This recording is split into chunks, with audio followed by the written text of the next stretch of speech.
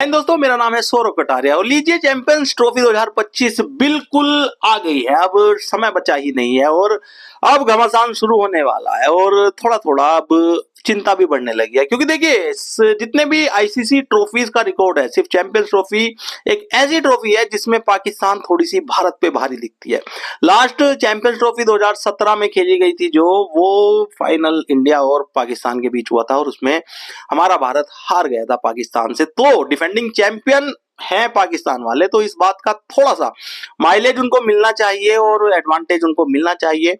हम थोड़ा चिंतित हैं फॉर्म को लेकर। ये तो ठीक है, स्टैट्स पे हम नहीं जाते हैं क्योंकि हार जीत तो लगी रहती है साहब। ऐसा तो नहीं है कि हमेशा हम ही जीतते रहते, कभी तो पाकिस्तान को जीतना था और बड़े लंबे समय तक ये हमसे आईसीसी इवेंट्स में जीते ही नहीं थे। अब ये वो टूट चुका था, काफी टाइम हो गया इस चीज को टूटे हुए, लेकिन हम चिंतित है फॉर्म को लेकर, विराट कोहली और रोहित शर्मा की फॉर्म को लेकर। अब हमारे साथ साथ चिंतित होंगे दुनिया के सारी बड़ी टीमें जो भी इस टूर्नामेंट में खेल रही है और उनके कप्तान, उनके बॉलर, क्योंकि उनको भी लग रहा होगा कि साहब ये शेर जो है ना, ये सो रहे हैं, विराट कोहली और रोहित शर्मा सो रहे हैं, ये जब उठेंगे तो कोहराम मचा देंगे, हाहाकार मचा देंगे। अब हमें भी टेंशन है साहब, ऐसा तो नहीं है कि हमें टेंशन नहीं है, हमें भी बहुत सारे खिलाड़ियों से टेंशन है, जिसमें ट्रेविस हेड का नाम सबसे ऊपर आता है। भैया ऑस्ट्रेलिया के ट्रेविस हेड है जो इंडिया का, तो मतलब पता नहीं उन्होंने क्या कसम खाई हुई है कि इंडिया के खिलाफ मैच होगा तो उनको रन मारने ही मारने।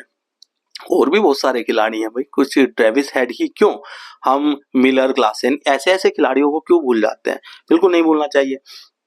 बाबर आजम ने भी एक मैच में इंडिया के खिलाफ बड़ा शानदार प्रदर्शन किया था, जिसपे 152 ये नॉट आउट गए थे रिजवान और बाबर, और 10 विकेट से हमें हराया था इन्होंने। तो वो हार भी हमें नहीं भुलाई जाती और भूलनी भी नहीं चाहिए। अपने जख्मों को याद रखना चाहिए, क्योंकि उनका बदला भी हमें लेना है चुन चुन के। मतलब क्रिकेट के टर्म में कह रहा हूँ कि बदला लेना है, उसमें कोई नफरत वाली बात नहीं है भाई। हमारी टीम हारी थी तो हम भी चाहते हैं इस तरह से टीमों को हराया जाए।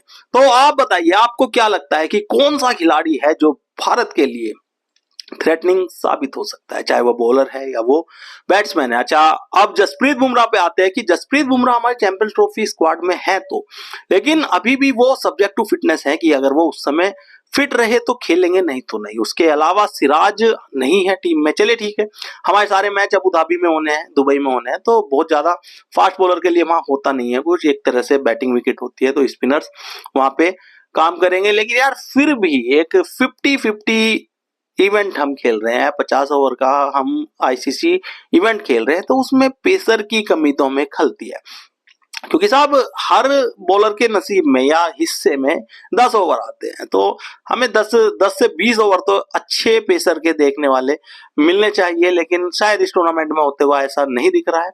सिराज तो बाहर ही है, सिराज तो स्क्वाड में ही नहीं है, और जसप्रीत बुमराह के भी अभी खेलने पे संशय है। तो पाकिस्तान की तरफ से ऐसा कौन सा प्लेयर हो सकता है जो इंडिया के लिए थ्रेटनिंग हो सकता है? कौन सा बॉलर हो सकता है? क्या साइम अयूब तो है नहीं इस टूर्नामेंट में, इस टूर्नामेंट से बाहर हो गए होंगे? बाबर आजम, रिजवान, फकर जमान या और कोई खिलाड़ी आपकी नजर में ऐसा आता है जो इंडिया के लिए टेंशन बन सकता है? देखिए, भारत की तरफ से पाकिस्तान के लिए 11 के 11 खिलाड़ी प्लस एक कोच टेंशन होता है हर मैच में। तो भारत के लिए तो मतलब सोचने वाली चीज ही नहीं है कि हमें पाकिस्तान को किस चीज से परेशान करना है। पाकिस्तान हमारी हर चीज से परेशान हो सकता है, इवन हमारे वॉशिंगटन सुंदर तक भी उनको परेशान कर सकते हैं। लेकिन हमें किस किस चीज से फर्क पड़ सकता है? पाकिस्तान की बॉलिंग, पाकिस्तान की अच्छी है, फास्ट बॉलिंग अच्छी है, लेकिन इससे ज्यादा घबराने की हमें जरूरत इसलिए नहीं क्योंकि हमारे सारे मैच अबू धाबी में है और पाकिस्तान में भी होते। तो सर एशिया में कितने ही फास्ट बॉलर इफेक्टिव हो जाते हैं, रो पड़ के 1-2 विकेट ही मिल पाते हैं। तो क्या होने वाला है इस टूर्नामेंट में? अब हम पिछड़े हुए हैं अगर देखा जाए 2017 की चैंपियंस ट्रॉफी, और अगर ये देखा जाए कि हमें बदला लेना है पाकिस्तान से, तो भैया इससे बढ़िया बदला तो कहीं मिल नहीं सकता। पिछला जो आईसीसी ट्रॉफी थी वो हम हार गए थे, इस बार हम जीत के इनको मैसेज दे दे और इनसे बदला ले ले। बहरहाल हमें फॉर्म में आना जरूरी है, हमारे रोहित शर्मा और विराट कोहली को फॉर्म में आना बहुत जरूरी है भाई। अभी T20 सीरीज चल रही है इंग्लैंड वाली, यार बिल्कुल इंटरेस्ट नहीं है, हमें पता है एक तरफा जीत जाएंगे, 2 मैच जीत चुके हैं और सीरीज भी ये हमारी ही है, तो इतना उसमें पैनिक होने की जरूरत नहीं है। मैच हारे जीते कोई फर्क नहीं पड़ता, मुझे तो इतना कॉन्फिडेंस है कि T20 फॉर्मेट में हम अब हारेंगे ही नहीं। अब उसके बाद ओडीआई फॉर्मेट के मैच है, हाँ उन्हें देखने में मजा आएगा, क्योंकि उसमें हमारे रोहित शर्मा और विराट कोहली फिर से आएंगे मैदान में और देखेंगे हम कि भैया अब इनकी फॉर्म के हालात क्या है, क्या ये चैंपियन ट्रॉफी के लिए रेडी है या फिर हमें थोड़ा सा चिंतित होने की जरूरत है, क्योंकि रणजी मैच से वापसी हो गई है रोहित शर्मा की, यशस्वी जायसवाल की, सैय्यर की, इनकी तो वापसी हो चुकी है कि वो रणजी मैच नहीं खेलेंगे। और पहले रणजी मैच में कुछ ऐसा कर भी नहीं पाए ये सारे खिलाड़ी, क्योंकि रोहित शर्मा के ऊपर नजरें थी सबकी और वो 3 और 28 रन बना के दोनों पारियों में आ गए हैं। तो देखते हैं हमारा कप्तान, हमारा हिटमैन रोहित शर्मा अभी और कितना शांत रहता है, या उसके जो खराब दिन थे, खराब समय थे, वो पूरा हो चुका है।